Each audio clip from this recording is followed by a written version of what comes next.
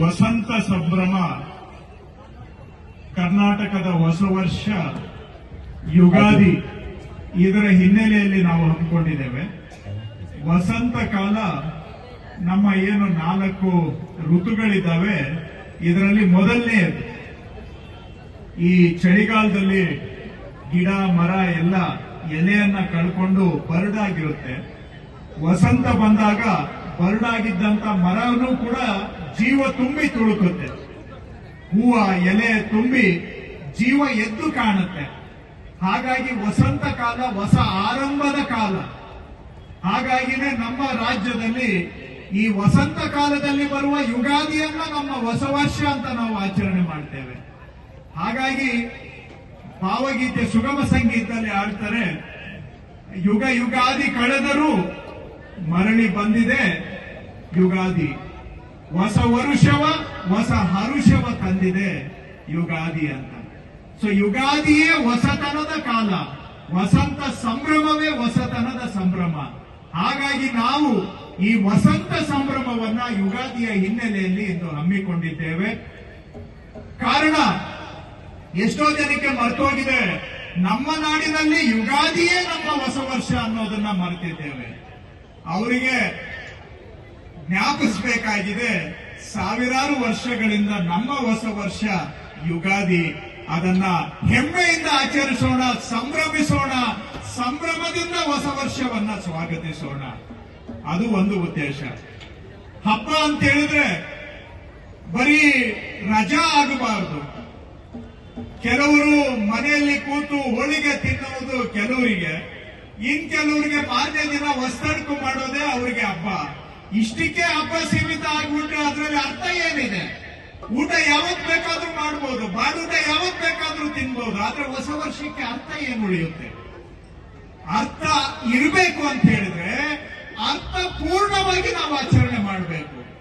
ಈ ಯುಗಾದಿಯ ಹಿಂದೆ ನಮ್ಮ ಸಂಸ್ಕೃತಿ ಇದೆ, ನಮ್ಮ ಕಲೆ ಇದೆ, ನಮ್ಮ ಸಾಹಿತ್ಯ ಇದೆ, ನಮ್ಮ ಸಂಗೀತ ಇದೆ. ನಾವು ಯಾರು ಅನ್ನುವಂಥದ್ದು ಇದರಲ್ಲಿ ಅಡಗಿರ್ತದೆ.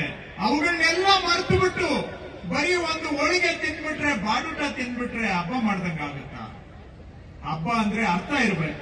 ಕುಟುಂಬದ ಸಮೇತ ಸಂಭ್ರಮಿಸಬೇಕು, ಆಚರಣೆ ಮಾಡಬೇಕು, ಅರ್ಥಪೂರ್ಣವಾಗಿ ಆಗ್ಬೇಕು ಅಂತ ಹೇಳಿದ್ರೆ ಅದರ ಜೊತೆಗೆ ಸ್ವಲ್ಪ ಕಲೆ ಇರಬೇಕು, ಸಂಗೀತ ಇರಬೇಕು, ಜೀವನದಲ್ಲಿ ಸಂತೋಷ ಪಡ್ತಕ್ಕಂಥ ವಿಷಯಗಳು ಇದ್ರೆ ಆಗ ಹಬ್ಬ ಆಗುತ್ತೆ, ಆವಾಗ ಸಂಭ್ರಮ ಆಗುತ್ತೆ.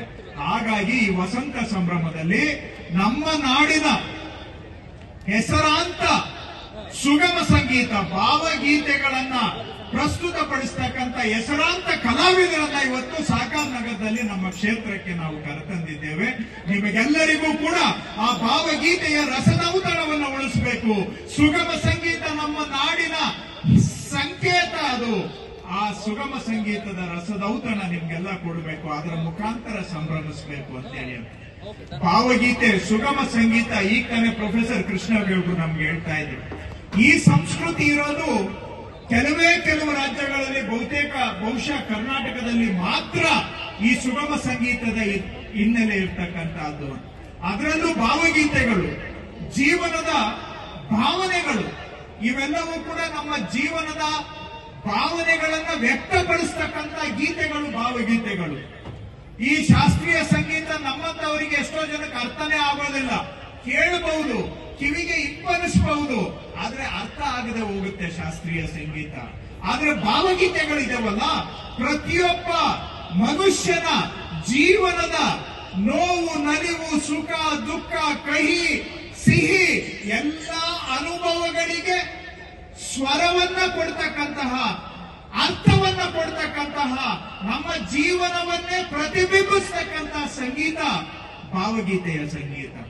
ಅದನ್ನ ಕೇಳಿದಾಗ ನಮ್ಗೆಲ್ಲರಿಗೂ ಅದು ಸಂಪರ್ಕ ಆಗುತ್ತೆ, ನಮ್ಮ ಜೀವನಕ್ಕೆ ಹೊಂದ್ಕೊಳ್ಳುತ್ತೆ, ಅರ್ಥ ಆಗುತ್ತೆ. ನಮಗೆ ಜೀವನವನ್ನ ಅರ್ಥ ಮಾಡಿಸೋದ್ರ ಮುಖಾಂತರ ನಮ್ಮ ಜೀವನದ ಅನುಭವವನ್ನೇ ನಮಗೆ ತಿಳಿ ಹೇಳುವಂತಹ ಅದೇ ಸಂದರ್ಭದಲ್ಲಿ ಕಿವಿಗೆ ಇಂಪಾಗಿ ಮತ್ತೊಮ್ಮೆ ಮಗದೊಮ್ಮೆ ಕೇಳಬೇಕು ಅನ್ನುವಂತಹ ಜನಸಾಮಾನ್ಯರಿಗೂ ಅರ್ಥ ಆಗ್ತಕ್ಕಂತಹ ಸಂಗೀತ, ಸಾಹಿತ್ಯ, ಸುಗಮ ಸಂಗೀತ, ಭಾವಗೀತೆಗಳು ನಮ್ಮ ನಾಡಿನ ಹೆಮ್ಮೆ ಅಂತ ಹೇಳ್ಬೋದು. ಈ ಭಾವಗೀತೆಗಳು ಇದಕ್ಕೆ ಬಹಳ ದೊಡ್ಡ ಇತಿಹಾಸನೇ ಇದೆ.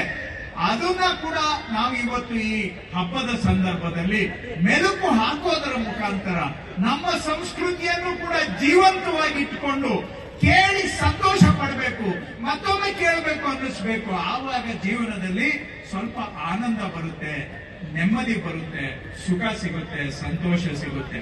ಬರೀ ಮನೆಯಲ್ಲಿ ಕೂತ್ಕೊಂಡು ಟಿವಿ ನೋಡಿದ್ರೆ ದಿನಾ ನೋಡ್ತೇವೆ, ಅಥವಾ ಹೋಳಿಗೆ ತಿಂದ್ರೆ ಅಥವಾ ಬಾಡೂಟ ತಿಂದ್ರೆ ದಿನಾ ಮಾಡ್ತೇವೆ. ಅದರಿಂದ ಜೀವನ ಸಂತೋಷ ಆಗುತ್ತೆ ಅಂತ ನಾವು ಹೇಳಲಿಕ್ಕೆ ಆಗೋದಿಲ್ಲ.